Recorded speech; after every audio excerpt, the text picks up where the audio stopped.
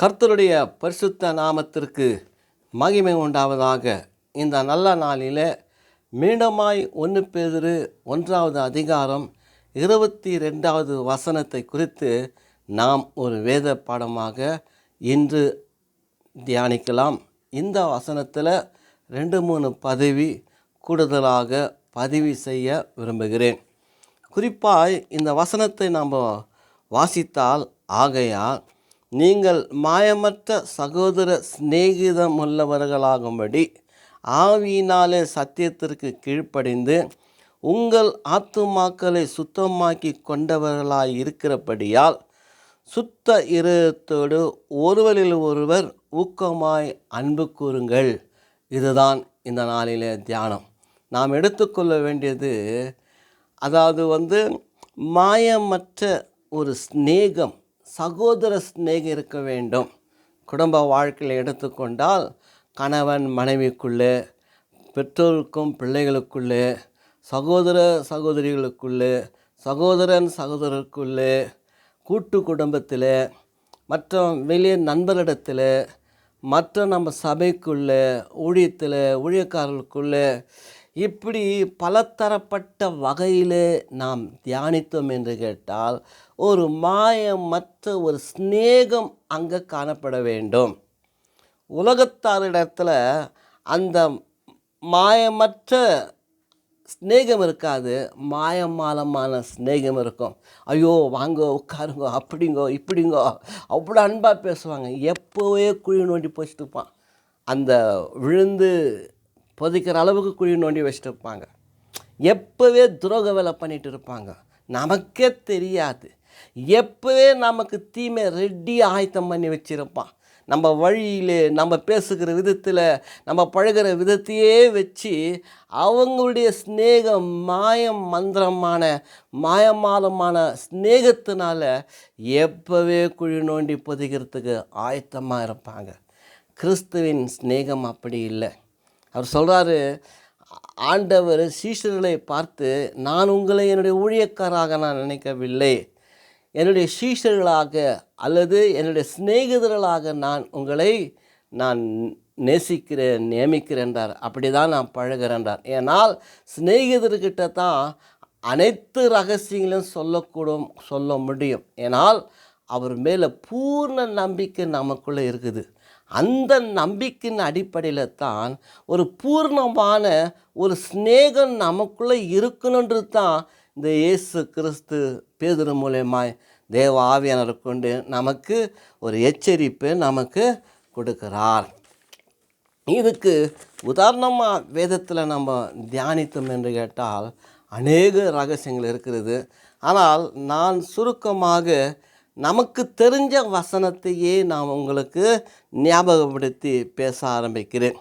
எப்படி மாயமற்ற ஒரு சிநேகம் சகோதரருக்குள்ளே ஒரு குடும்ப வாழ்க்கையில் அப்படி நம்ம பார்த்தோம்னா, 1 சாமுவேல் 1:5 வாசித்தால், எல்கனாவுக்கு 2 மனைவிகள்.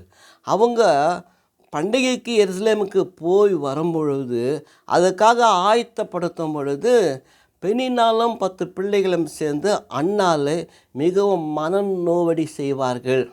மிகவும் மனம் நொந்து போய் அழுது கொண்டிருப்பார்.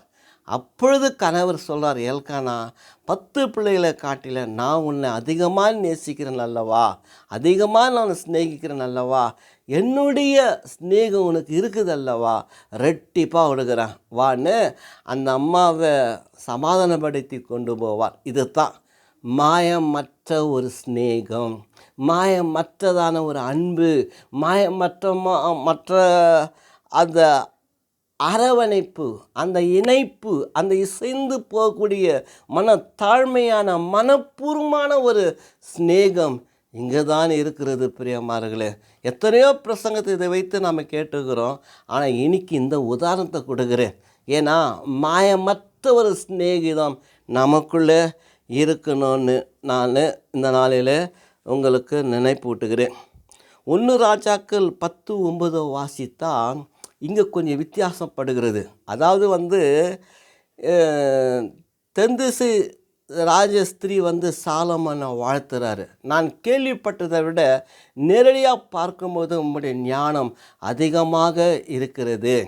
அந்த அளவுக்கு ஞானமாக ஒரு ஆச்சரியம் ஊட்டதான ஒரு வித்தியாசமான ஒரு அற்புத செய்யக்கூடிய சித்திர வேலைகளை அவர் தேவாலயத்தையும் அவர் வாசம் பண்ணுற வாசஸ்தலத்தையும் வேலைக்காரர்களுடைய வஸ்திரங்களையும் பல பாத்திரங்களையும் வினோதமாக செய்ததுனால அவர் சொல்கிறாரு, இவ்வளோ கண்ணால் கண்டது எவ்வளவோ இருக்குது, கேள்விப்பட்டதை விட இப்போ உங்ககிட்ட நிறையா இருக்குது. காரணம் என்ன தெரியுமா? இஸ்ரவேலரை தேவன் நேசித்தபடினால உங்களை ராஜாவாக வைத்தாருன்னார் ஆண்டவர். மணிகன் அந்த ராணி சொல்கிறார், எவ்வளோ ஒரு நல்ல கருத்து பாரு. பிதாவாகிய தேவன் இயேசு கிறிஸ்துவை இந்த உலகத்துக்கு அனுப்பினார் நம்ம நேசிக்க. ஆனால் பிதாவாகிய தேவன் இஸ்ரவேலரை ராஜா சிநேகித்தபடினால சாலமோனை ராஜாவாக மாற்றினார். இதுதான் உண்மை. சொல்லலாம் நாத்தான் தீர்க்கதரிசியும் மற்றவங்க போயிட்டு அந்த பட்சபாலத்தை ஏவ விட்டு உன் பிள்ளைய தான் ராஜா ஆக்கணுன்னு சொன்னார் போன்னு சொல்லி அனுப்புகிறாங்க. ஆனால் அது இல்லை, அதை விட இந்த அம்மா சொல்கிறது தான் கரெக்டு. கர்த்தராகி தேவன் இஸ்ரவேலரை நேசித்தபடினால தான் இந்த சாலமோனை ராஜாவாக தேவன் நியமித்தார். அது மட்டுமல்ல, தொடர்ந்து இந்த 2 நாளாகமம் 2:8-11 வாசித்தா, தீரு ராஜாவாகிய ஈராம் தாவீது ராஜாவுக்கு உதவி செய்தீரப்பா, எங்கள் தகப்பனுக்கு எனக்கும் உதவி செய்யி, இந்த கேதுரு மரங்களை வெட்டு எனக்கு வேண்டியதான பொருட்கள் எல்லாம் கொடுத்தால் என் தேவனாய கர்த்தருக்கு ஒரு ஆலயத்தை கட்டுவேன்னு சொல்கிறார்.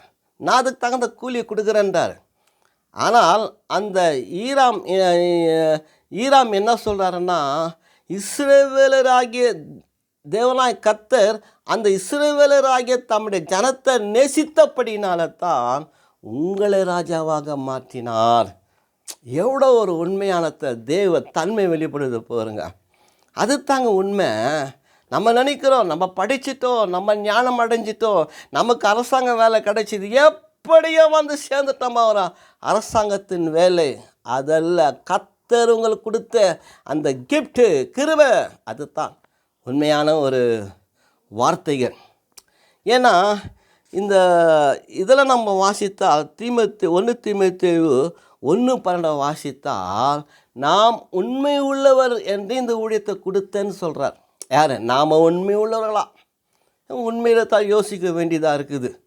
சில விஷயத்தில் சில காரியங்களை பார்த்தால் ஆரம்பத்தில் உண்மை, போக போக போக உலக ஸ்நேகத்தில் போய் தேவனுக்கும் தன்னுடைய ஊழியத்துக்கும் தன்னுடைய சபைக்கும் விரோதமான ஒரு விரோதிகளாக மாறிடுறாங்கன்ட்டு தான் இந்த வேதம் நமக்கு கற்றுக் கொடுக்குறது. அப்போ உலக ஸ்நேகம் வேணாம். ஆனால் அப்போ என்ன ஸ்நேகம் வேணும்னு கேட்டால், கர்த்தர் எனக்கு கொடுத்தார், கர்த்தர் என்னை வாழ வைத்தார், கர்த்தர் எனக்கு படிக்கக்கூடிய வசதி கொடுத்தார், கர்த்தர் அந்த ஞானத்தை எனக்கு கொடுத்தார், கல்வி நாவு என் நாவில் கொடுத்தபடினால ஒரு கல்விமானாக நான் மாறிவிட்டேன். அது சொல்கிறது தான் உண்மையான வார்த்தை. ஒரு ஊழியத்துக்கு தேவன் உண்மை உள்ளவன் என்று நீ கொடுத்தார் என்று கேட்டால் கர்த்தர் கொடுத்தது. அப்போ கர்த்தர் நம்ம மேலே நம்பிக்கை வைக்கிறார், இவன் உண்மை உள்ளவனாக இருப்பான் என்று தான் ஊழியத்தை கொடுத்தார். அதே போல தான் தேவனாய் கர்த்தர் இஸ்ரவேலரை நேசித்தபடினால சாலோமோனை ராஜாவாக மாற்றினார். அதான் அதில் இந்த 1 பேதுரு 1:21 வாசித்தால், ஏன் நாம் அவரை விசுவாசிக்க வேண்டும், ஏன் நாம் அவர் மேலே நம்பிக்கை வச்சு நடக்க வேண்டும் என்று கேட்டால், பேதுரு அந்த ஆவியில் பரிசுத்தாவியில் சொல்கிறாரு, கிறிஸ்துவை எழுப்பி, அதான் மரித்தோலிருந்து எழுப்பி பிதாவாகிய தேவன் அவருக்கு மகிமை கொடுத்தாராம். பல அற்புத அடையாளம் செய்த இயேசு கிறிஸ்துவோடைய வாழ்க்கையில் கடைசி ஒரு அற்புதம் அவருக்கே தேவைப்பட்டது. அது பிதா செய்கிறார். செய்ததுனால தான் நாம் அவரை நம்பி விசுவாசித்து நம்பி அவருக்கு பயந்து நடக்கக்கூடியவர்களாக நாம் இருக்கிறோம். அந்த நடக்கத்தான் பிதாவாகிய தேவன் இயேசு கிறிஸ்துவை எழுப்பி மகிமை கொடுத்தால் இவங்க விசுவாசித்து நடப்பாங்க அப்படின்னு சொல்கிறார். பவுல் அது குறித்து ரொம்ப விவரமாக விவரித்து சொல்லுகிறார். அவர் மரித்தெழுந்து எழாவிட்டால் எங்கள் சுவிசேஷம் பிரசங்க எதுவுமே கிடையாதுன்றார். நியாயப்பிரமாணம் கூட நியாயத்தில் அல்ல, கிரியினால அல்ல, விசுவாசத்தினால நீதிமான் பிழைப்பான். அது கிறிஸ்துவுடைய சிலுவையின் பாடு, மரணம், பின்பு உயிர்த்ததுனால தான் அந்த விசுவாச நம்பிக்கையில் நாம் ரட்சிக்கப்படுகிறோம் என்று சொல்லி பவுல் ரோமாபுரிக்கு ரொம்ப விளக்கமாக சொல்லி கொண்டு போகிறார். ஆகவே நாம் இந்த இடத்துல நம்ம வாசிக்கப்படும்போது அவர் சொல்கிறார், மத்தேயு 10:37-39 வரைக்கும் நம்ம வாசித்தால் அங்கே என்ன சொல்கிறாரு, சீஷர்களை அனுப்பும்போது உலகத்தில் ஸ்நேகம் வேணாப்பா, பிதாவாகிய தேவனிடத்தில் ஸ்நேகம் வையுங்க.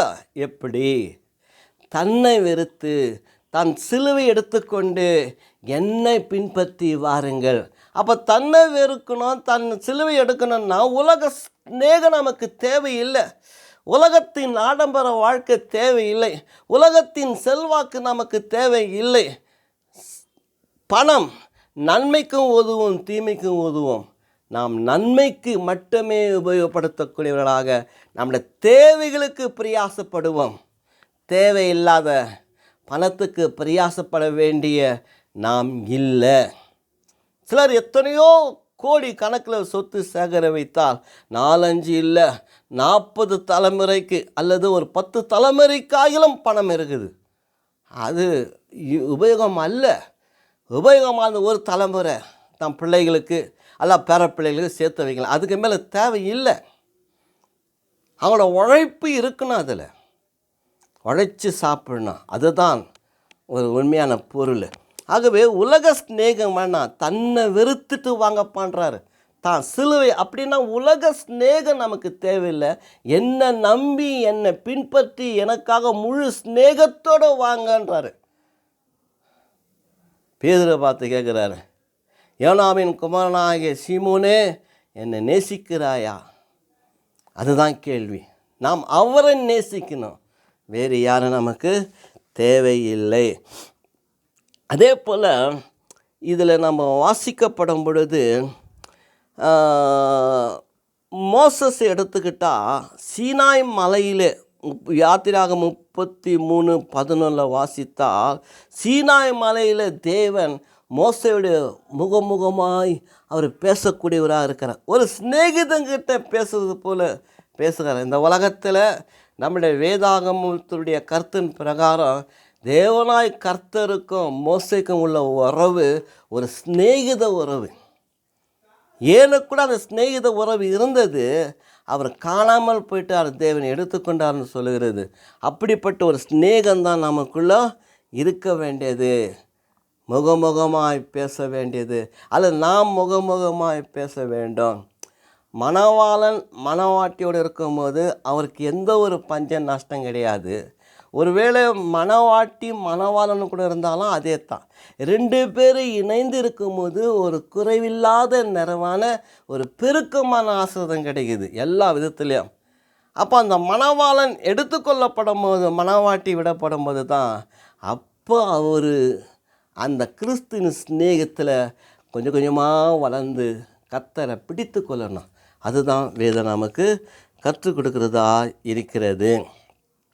சிலருடைய அதே போல் அந்த என்னாகமம் 12ஆம் அதிகாரத்தை நம்ம வாசித்தால் 9 மோசேஸ் அவருக்காக கர்த்தர் வாதாடுகிறார். ஆரோனுக்கிட்டேயும் மீரியாம்கிட்டேயும், நான் முகமுகமாய் மோசேயோடு பேசுகிறேன், ஒரு தீர்க்கதரிசிக்கிட்ட பேசுவதில்லை, தரிசனத்தில் பேசுவேன், வார்த்தையிலே பேசுவேன். ஆனால் என்னுடைய என் வீட்டில் உண்மையாக இருக்கிறபடினால முகமுகமாய் பேசுகிற ஒரு சிநேகிதம் போல எனக்கு அவர் இருக்கிறார். அப்போ ஆண்டவர் அந்த உலகத்தில் அதிகமாய் நேசித்த ஒரு நேசனுடைய ஒரு மோசையாக இருக்கிறார். ஆதாம் யாவால தேவன் உண்டாக்கினார். கொஞ்ச காலம் நேசம் வச்சார், ஸ்நேகம்.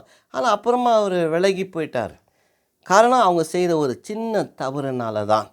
அப்படி எத்தனையோ வேதத்தில் இருக்குது. ஆனால் என்னைக்கு ஆண்டவர் மோசஸை கரம் பிடித்தாரோ அதை புரிந்து கொண்ட மோசஸ் கர்த்தருடைய கரத்தை பிடித்து கொண்டாரோ, சாகிற வரைக்கும் ஒரு சிநேகிதரை போல தான் ஒருவருக்கொரு பழகி கொண்டார்கள்.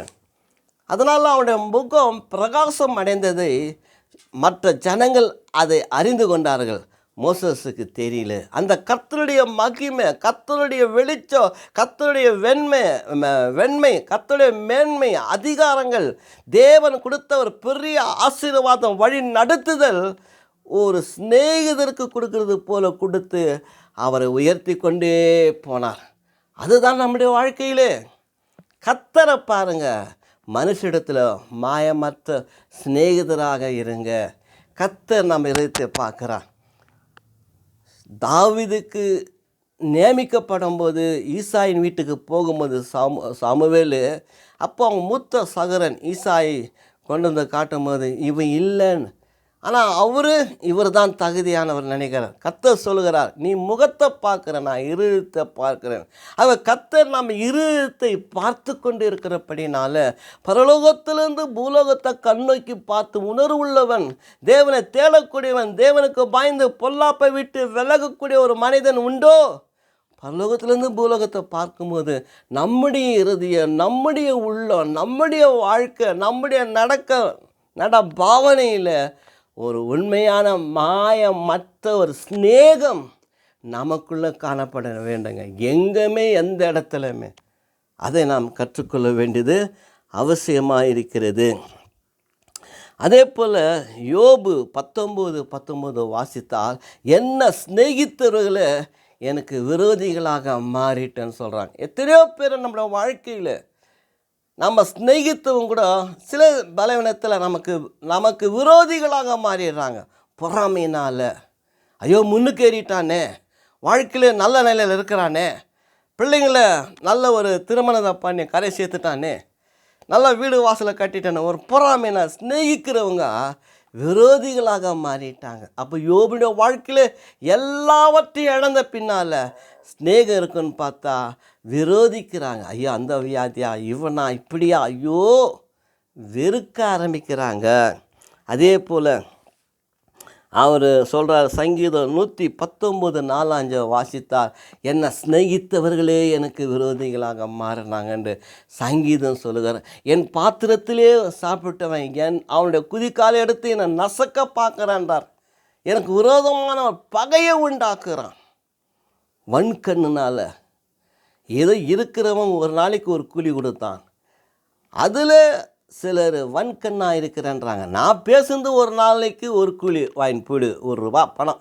2வது காரனுக்கு அதே, 3வது காரனுக்கு அதே, 4வது காரனுக்கு அதே.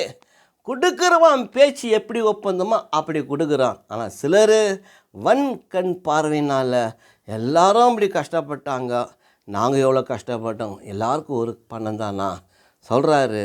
நான் பேசுனதுன்னா ஒரு பணத்தோடு போ, திருப்தியாக போ. அது போல் சிலருடைய வாழ்க்கையில் இருக்குது பிரியமானவர்களே. நீதிமொழிகள் 18:24 வாசித்தால், அதாவது குடும்ப உறவை காட்டிலும் அதிகமாக நேசிக்கக்கூடிய சிநேகிதர்களும் உண்டு. என்ன ஒரு அருமையான ஒரு சத்திய பொருள். அதுதான் ஒரு சிநேகம், ஒரு உண்மையான சிநேகம். ஒருவருக்கொரு அன்புக்குரியவர்களாக, உயிர் நண்பர்களாக அப்படி வாழ்வது தான் நாம் நம்முடைய சிநேகிதர்கிட்ட இருக்கிறோம். பெற்றோர்கிட்ட சிலர் சொல்ல முடியாது, நண்பர்கிட்ட தான் சொல்ல முடியும். நண்பர்களையும் முக்கியமான ஒரு சிநேகிதர்கிட்ட மட்டும்தான் நம்முடைய விஷயத்தை சொல்ல முடியுமே தவிர்த்து வேறு யாருக்கிட்டையும் சொல்ல முடியாது. எப்படி கசியுமோ எப்படி முடியுமோ நமக்கே ஒரு நம்பிக்கை இல்லை.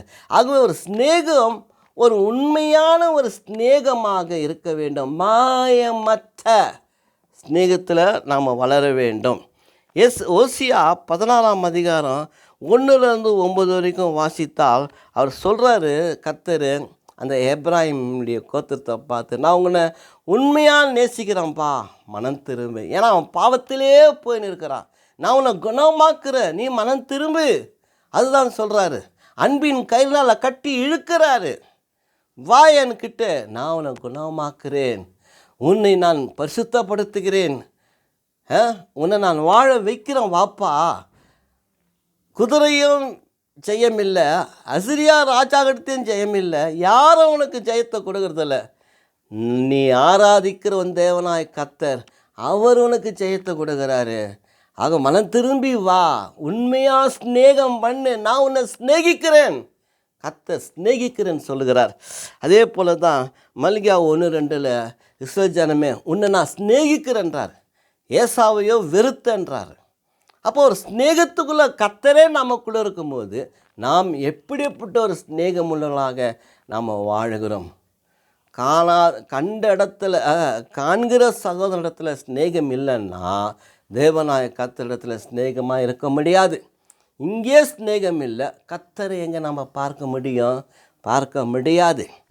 ஆகவே ஸ்நேக உடையவர்களாக நாம் இருக்க வேண்டும். மிக 6:8 நம்ம வாசித்தால் ஸ்நேகன்றது நீ சமாதானத்தை கற்றுக்கொள்ளு, தாழ்மையை கற்றுக்கொள்ளு, சத்தியத்தை கற்றுக்கொள்ளு, இதில் தான் அந்த ஸ்நேகமாக அடங்கியிருக்குதுன்றார். ஸ்நேகனா சும்மா சர்வசாதாரணம் இல்லை, ஐயோ நான் நேசிக்கிறேன்ப்பா என் நண்பன், அது இல்லை.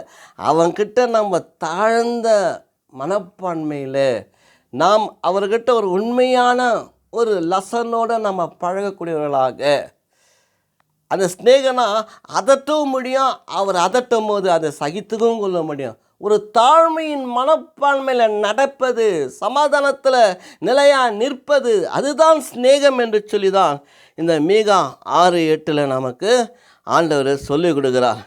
அதை ஆண்டவர் கேட்குறார், கர்த்தர் கேட்குறார். என்ன சொல்லு பார்க்கலாம். சகரியா 8:19 வாசித்தால் அதில் அந்த சத்தியமும் சமாதானமும் ஸ்நேகமும் நமக்கு முக்கியத்துவன்றார். ஏன்னா 4ஆம் மாதம் 5ஆம் மாதம் 7ஆம் மாதம் 10ஆவது மாதம் உபவாசமாக இருக்கிறீங்க. அதெல்லாம் உபவாசம், சத்தியத்தை ஸ்நேகம் பண்ணி கற்றுக்கொள்ளு. அதே போல் சமாதானமாக இருக்க கற்றுக்கொள்ளு, ஸ்நேகிக்க மற்றவங்கக்கிட்ட பழகிக்கொள்ளு, அதுதான் முக்கியம். உன்னுடைய மாத பிறப்பு பண்டிகைலாம் முக்கியத்துவம் இல்லை பழைய ஏற்பாட்டு காலத்தில். அதுதான் இந்த இயேசு கிறிஸ்து ஏன் நம்மளை ஸ்நேகிக்க சொல்வார் என்று கேட்டால், அவர் நம்மை ஸ்நேகித்தபடினால நமக்காக சிலுவையை சுமந்து, நமக்காக 5 காயங்களை ஏற்றுக்கொண்டு, பல அவமானப்பட்டு, பல நிந்திக்கப்பட்டு, பல அடிகள் வாங்கி நமக்காகவே சிலுவையை சுமந்து பாடுபட்டு மரித்தாரே, அந்த மரணத்தை நினைத்து தான் நாம் அவரை சிநேகிக்க வேண்டும். அதுதான் பிரியமார்களே. அந்த சிநேகம் இல்லைன்னா நாம் வாழ்வது வீணாக போகிறது. கிறிஸ்து உயிரோட எழுப்பினதுனால, பிதாவாகிய தேவன் அவருக்கு மகிமை கொடுத்ததுனால நாம் அவரிடத்தில் அன்பு கூறக்கூடியவர்களாக இருக்கிறோம், அல்லது அது சிநேகிக்கக்கூடியவர்களாக நாம் இருக்கிறோம். நம்முடைய சிநேகம் கிறிஸ்துவகிட்டையும் இருக்க வேண்டும். இந்த உலகத்தில் வாழ்கிற சகல ஜாதி ஜனத்திடத்தில் இருக்க வேண்டும். குறிப்பாய் ஒவ்வொரு கிறிஸ்தவன் இடத்துலையும், ஒவ்வொரு ஊழியக்கால இடத்துலையும், ஒவ்வொரு சபையிலும், சபை ஆராதனையிலும் பக்திக்குரிய ஒரு உண்மையான ஸ்நேகம் நமக்குள்ளே நிலைத்து நிற்க வேண்டும். அதுதான் மாயமற்ற சகோதர சிநேகிதர்களாக இருக்கணும்னு சொல்லி தான் இந்த 1 பேதுரு 1:22 சொல்லுகிறார். கர்த்தர் நம்மை ஆசீர்வதிப்பாராக. மீண்டும் தொடர்ந்து மற்ற சத்தியத்தின் பொருளை அடுத்த பதிவிலே நாம் தியானிக்கலாம். கர்த்தர் நம்மை இந்த நாளிலே ஆசீர்வதிப்பாராக. ஆமேன், ஆமேன்.